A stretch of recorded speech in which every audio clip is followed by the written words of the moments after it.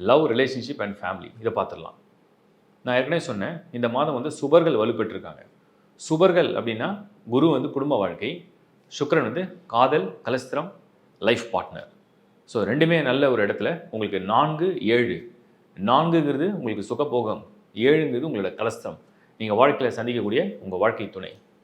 சூப்பராக இருக்குது. So September மாதம் காதல் திருமணம் நிறைவேறணும் அப்படின்னா அற்புதமான மாதம்.